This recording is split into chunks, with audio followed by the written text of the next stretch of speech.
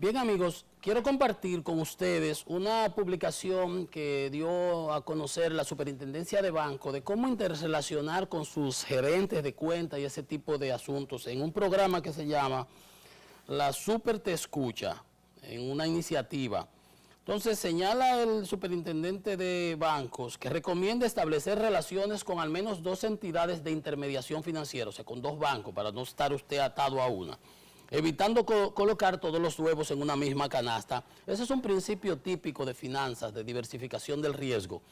Entonces, esas son recomendaciones de la experiencia. Alejandro Fernández, una columna exitosísima que publicaba en Diario Libre todos los jueves, que eran de cultura, de educación financiera y ese tipo de cosas, nos provee esto ya como funcionario para mejorar la posición negociadora del cliente. Claro, y mira, yo tengo un préstamo allí a 7, tú me lo quieres dar 9, mira, ve, me voy a ir para allá y me voy a mis cuentas. De eso se trata, eso es lo que está. Muchos deberían tener 3 proveedores, dice. Y antes de elegir uno, buscar el tarifario de los productos y servicios. Llamó a revisar semanalmente el comportamiento de sus cuentas, identificando transacciones sospechosas para que no se le vaya a colar algo ahí extraño. Poco conveniente poseer demasiados productos financieros diversificados porque le da dificultades para un apropiado seguimiento.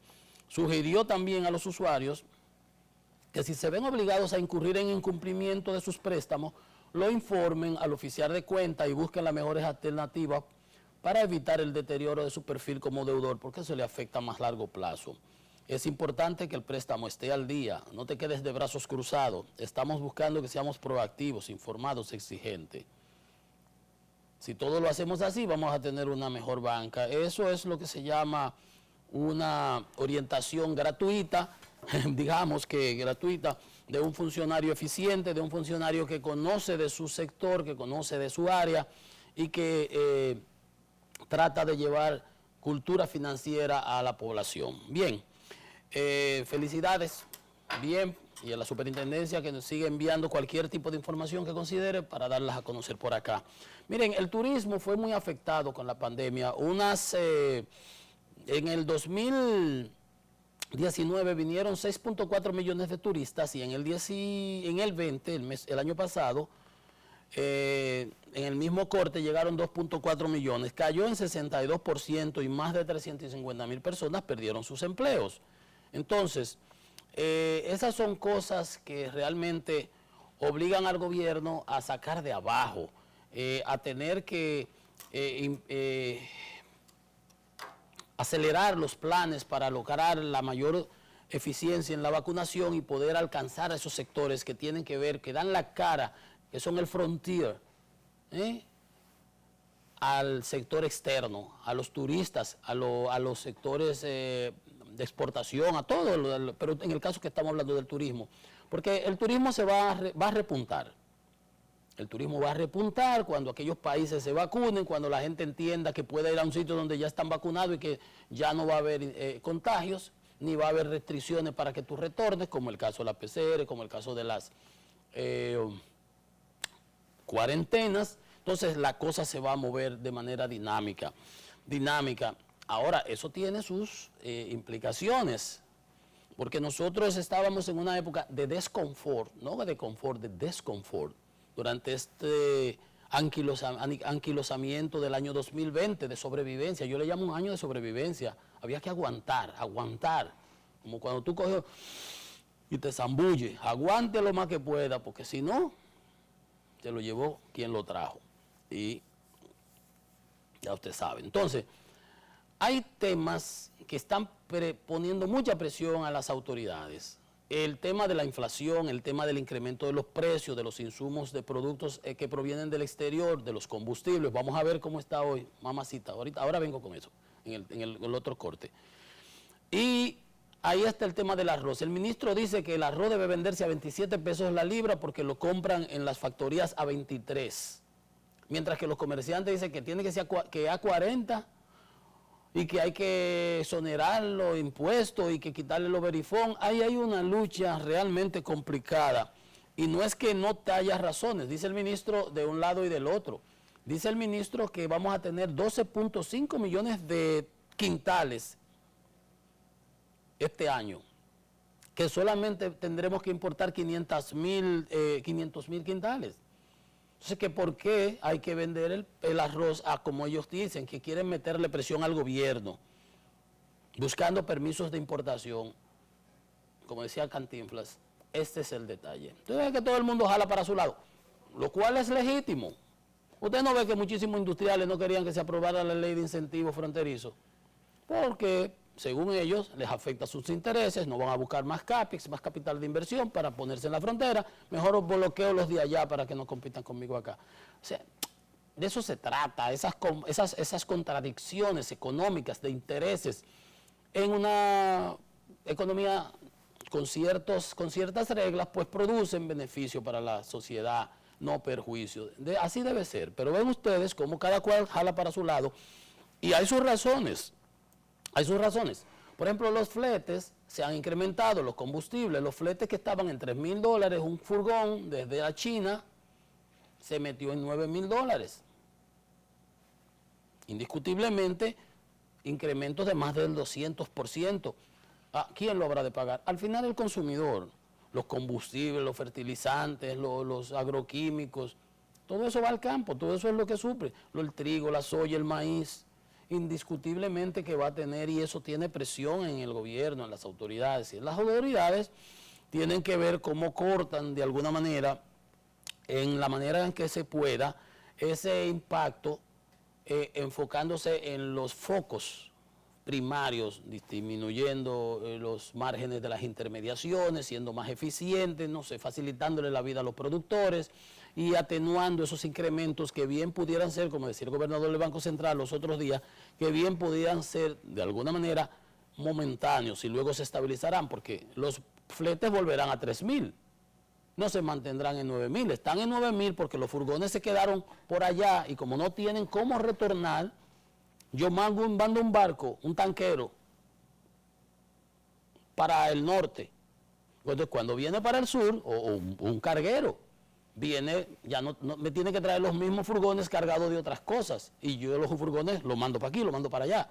Si no hay furgones, entonces todo eso ha provocado dificultades. Y la China, que demandó, que creció en su economía, demandando productos que no estaban. Por ejemplo, un dato. El cobre, Chile depende mucho del cobre. El cobre alcanzó $4.600 la libra en el 2011. Está en 4.168 ayer, récord en 10 años. ¿Por qué? Hay una demanda de cobre, del metal rojo, ¿para qué? Para producir alambres eléctricos y todo ese tipo de cosas, porque las economías van a repuntar, esas son las proyecciones que hay. Esas son las previsiones que se tienen, porque no hay de otra. Es que no hay de otra, es que el ser humano es así, el ser humano tira para adelante. Y cuando se nos presentan obstáculos, los brincamos. Y eso es lo que va a pasar con el COVID. Entonces, ahí viene el problema. Entonces, el gobierno tiene que saber que sí, tiene que atenuar esos incrementos.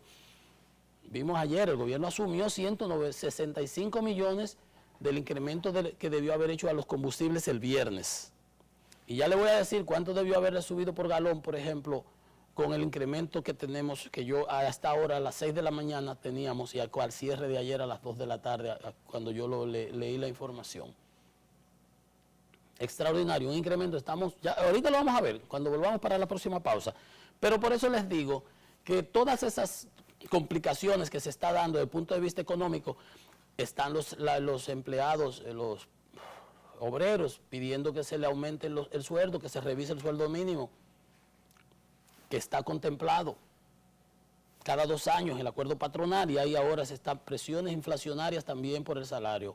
Y eso tiene un efecto cascada y por lo general incrementa precios y por lo general incrementa los sueldos en otros sectores. Y siempre el trabajador tiene un rezago, va detrás de la inflación, y por eso es que se hace el ajuste aquel del pago de impuestos y el salario mínimo, y quienes pagan se elevan los montos y así sucesivamente.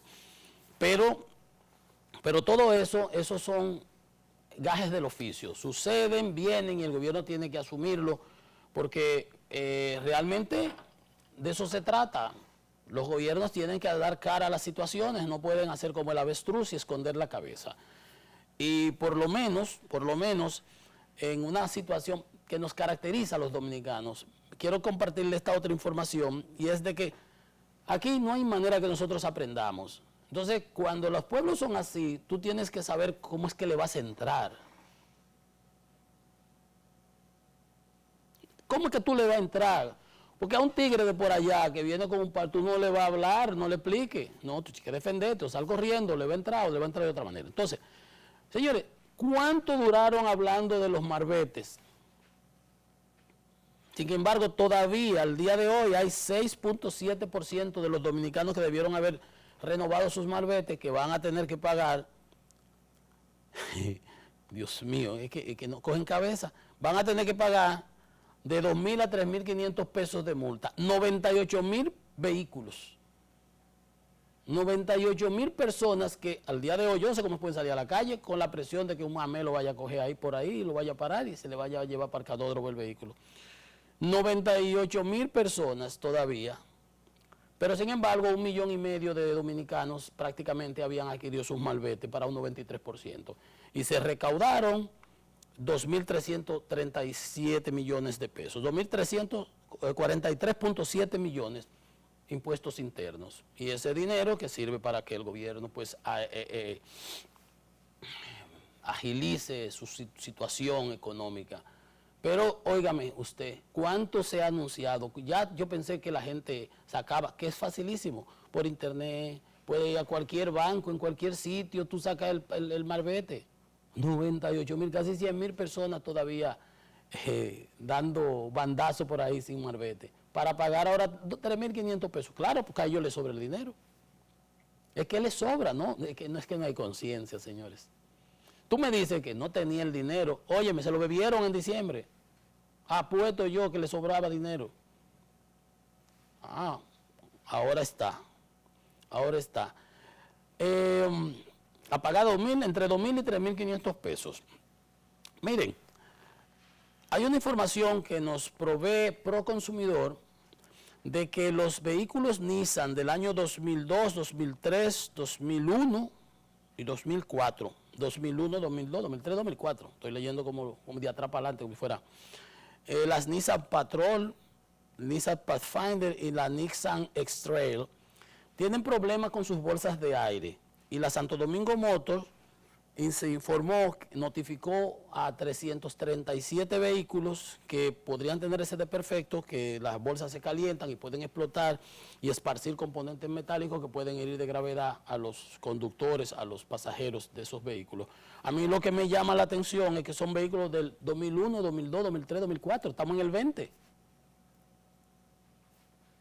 Entonces, ¿qué pasó con los 16 años restantes? Entonces, ¿cómo así? En todo caso, esa es la información que está.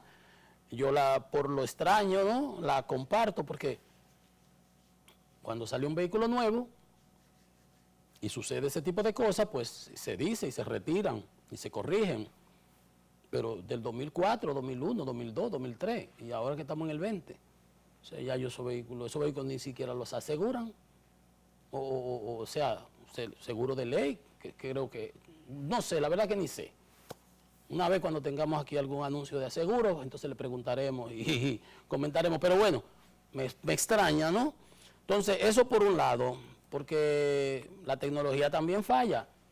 Salió los otros días, el sábado creo que fue, sábado yo estaba en el campo, los otros días lo vi.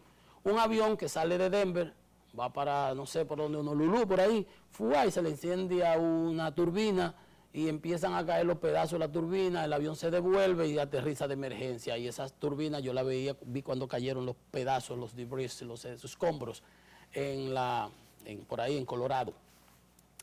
Entonces, eso fue un Boeing 777, y eso ha hecho que el Reino Unido prohíba en su espacio aéreo esos aviones con motor de la Pratt & Whitney.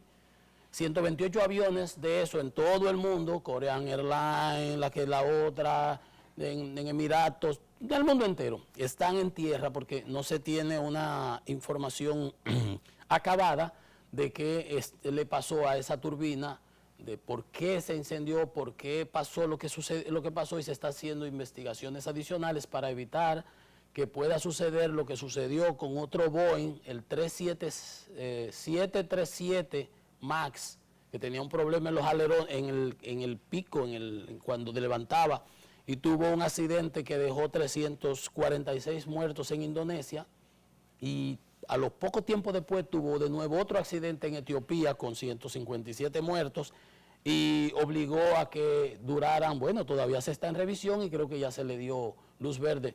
La Boeing ha perdido por ese caso y después vino la pandemia. O sea, éramos mucho y además parió la abuela. La Boeing perdió por este caso del 737, el MAX, que la Agencia de Regulación Aérea Norteamericana lo tumbó, lo mandó al suelo. Se queda ahí, no puede volar, y estuvieron haciendo muchísimas pruebas porque descubrieron que no era lo que pensaban y era un problema que cuando arrancan. La parte más difícil del vuelo en aerodinámica es el despegue y el aterrizaje. El otro ya es pan comido. Pues entonces, cuando no cogía la suficiente velocidad y el pico no escalaba como tenía, ahí parecía el problema. Parece que fue eso, lo han corregido, los alerones, no sé, lo que hayan tenido que hacer. Pero tuvieron que hacer muchos trabajos técnicos y muchas investigaciones y aprobar y pasar, porque había habido informaciones de pilotos experimentados cuando hacían los módulos de vuelo y los modelajes y eso, que hablaban de problemas. Se le querían achacar a los pilotos, pero parece que el avión tenía ese detalle. Y ocurría de vez en cuando, y ahí está. Y en la aeronáutica no puede ocurrir nada de vez en cuando, porque usted de ahí no tiene manera de cómo jondearse. Usted no se tira a la derecha, usted no se estaciona, se pincha una goma, usted se tira ahí, aguanta. A menos que vaya, ¿verdad? Como ¿sabe que los dominicanos tenemos? Ustedes no sabían el cuento, ¿cuáles son las medidas de velocidad de los dominicanos? Los dominicanos tienen medida de velocidad, de determinada velocidad, de 100 para allá, va como la Honda del Diablo, como un Zeppelin, como un Chele, a todo lo que da. No se le vio la placa y así sucesivamente. Entonces, en los aviones no. Entonces, por eso aquí no se pueden permitir esas probabilidades. Y eso no debe suceder. Están 128 aviones de motor Pratt & Whitney inmovilizados, haciéndose los estudios adecuados para ver qué fue lo que pasó con ese avión que gracias a Dios pudo retornar sano y salvo a tierra. Y los pasajeros aplaudieron más que los dominicanos cuando llegaban en un vuelo de Nueva York. ¿Ustedes se acuerdan? Que los dominicanos ¿qué es lo que le pasa? Bueno, ciertamente es una manera de agradecimiento que los dominicanos desarrollaron, ¿verdad? Cuando se viajaba aquí hasta con pollos y chivos en los aviones en Dominicana de Aviación. Vamos a hacer una pausa y venimos en breve con Economía y Mercado.